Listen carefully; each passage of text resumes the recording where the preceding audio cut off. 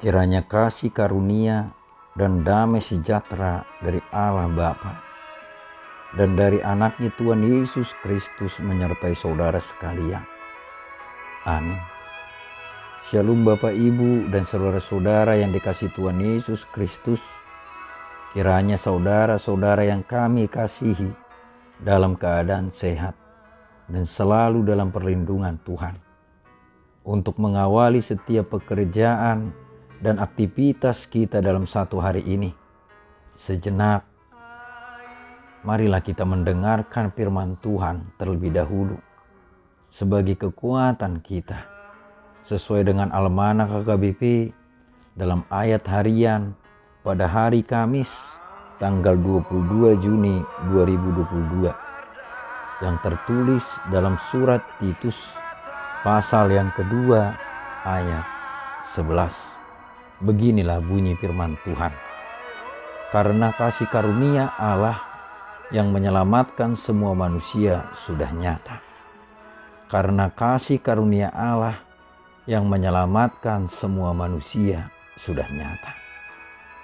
Bapak, Ibu, dan saudara-saudara yang dikasihi Tuhan Yesus Kristus, ada sebuah kisah tentang seorang anak gadis yang bernama Bailey Seller. Ia berasal dari Tennessee, Amerika Serikat. Mungkin boleh dikatakan ia adalah anak perempuan yang paling beruntung di muka bumi ini.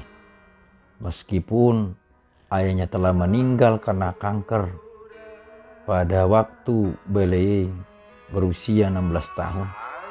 Tapi terbukti bahwa maut tak dapat menghalangi kasih sayang dari sang ayah. Di mana sebelum meninggal, ayah Bailey telah memutuskan untuk memesan sejumlah bunga tangan untuk dikirimkan setiap tahun pada waktu ulang tahun putrinya. Bailey pun mendapatkan kiriman bunga beserta kartu ucapan penuh kasih sayang dari sang ayah setiap tahunnya. Kehidupan ayah Bailey di dunia ini memang sudah berakhir. Tetapi kasih sayangnya kepada anaknya tetaplah berlanjut. Saudara-saudara, ungkapan kasih Tuhan kepada kita manusia tentunya jauh lebih hebat lagi.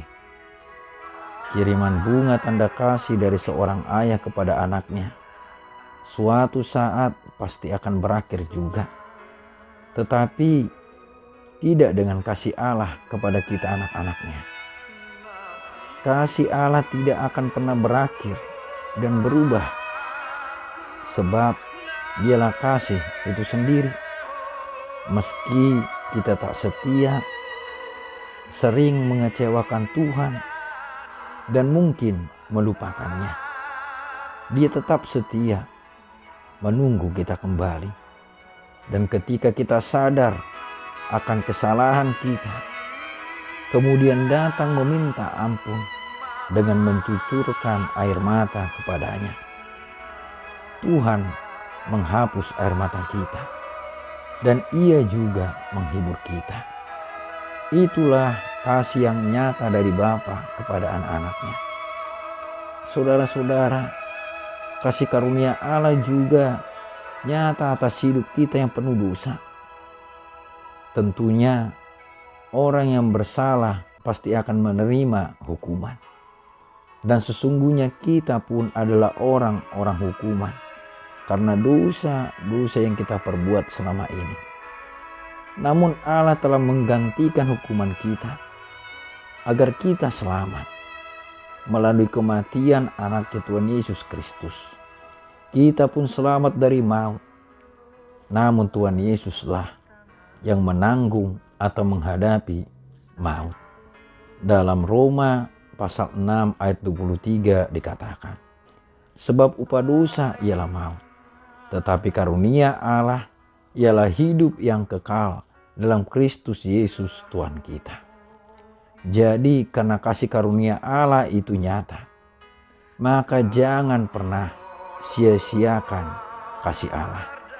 Sebab ketika kita memberikan kasih sayang itu kepada suami atau istri atau anak-anak kita atau orang lain, tapi mereka menyia-nyiakan kasih sayang kita tersebut, maka kecewalah kita.